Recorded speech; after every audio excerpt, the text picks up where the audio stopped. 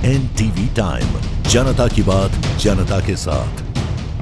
मंधना भूमि अधिग्रहण मामले में किसानों को मिला आश्वासन, 15 साल पुराना विवाद सुलझने की उम्मीद। एमएलसी अरुण पाठक की अध्यक्षता में हुई बैठक, मुआवजे और समाधान की प्रक्रिया होगी तेज। मंधना औद्योगिक क्षेत्र में भूमि अधिग्रहण से जुड़े करीब 15 साल पुराने विवाद के समाधान की उम्मीद अब किसानों को फिर से जगी है। आज बुधवार को कानपुर के सरसैया घाट स्थित नवीन सभागार में उत्तर विधान परिषद के सदस्य अरुण पाठक की अध्यक्षता में एक अहम बैठक आयोजित की गई। इस बैठक में यूपीसीडा, राज्य औद्योगिक विकास प्राधिकरण और उत्तर प्रदेश आवास विकास परिषद के वरिष्ठ अधिकारियों के साथ किसानों के मुद्दों पर गंभीर मंथन किया गया। बैठक में यह तय हुआ कि 2009 से 2017 के बीच लंबित भूमि अधिग्रहण मामलों को योगी सरकार प्राथमिकता पर निपटाएगी।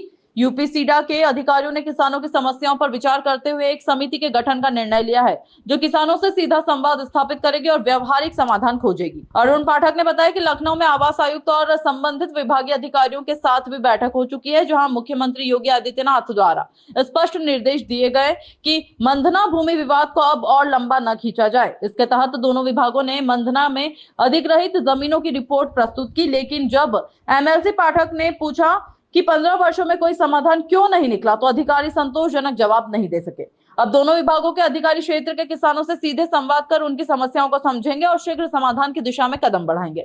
गौरतलब है कि यूपीसीडा ने मंधना क्षेत्र में औद्योगिक विकास के लिए करीब 900 एकड़ भूमि अधिग्रहण की थी, जिसके मुआवजे व पुनर्वास से जुड़े मामले वर्षों से लंबित हैं। बैठक में एमएलसी अरुण पाठक ने कानपुर आरटीओ विभाग की कार्यशैली पर भी सवाल उठाए। उन्होंने कहा कि ओवरलोडिंग के मामलों में मनमानी और अनियमितता के कारण व्यावसायिक वाहन चालकों को अनावश्यक परेशान किया जा रहा है। उन्होंने अधिकारियों को निर्देशित किया कि ओवरलोडिंग मानकों की स्पष्ट रूप से नए सिरे से परिभाषा तय की जाए, ताकि गैर जरूरी चालान और अवैध वसूली पर लगाम लग सके।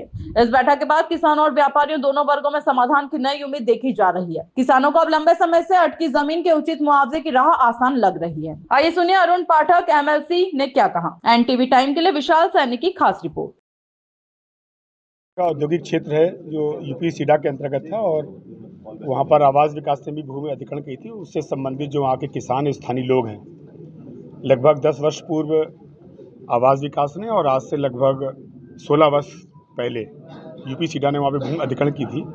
आज बहुत पॉजिटिव वहाँ के जो लोग थे उन्होंने अपनी बात रखी है और अच्छी बात यह है कि जिला प्रशासन और यूपी सीडा के अधिकारियों ने बहुत अच्छा सलूशन आज निकाला है। जल्दी उनको राहत इस बात पर मिलेगी कि 2013 के अनुसार वो अपना प्रस्ताव यहाँ से भेजेंगे कि मुआवजा जिनको मिला है उनको मिले, या डी नोटिफिकेशन की कार्रवाई हो, अर्थात जो ज़मीन का मालिक है उसको ज़मीन वापस मिले।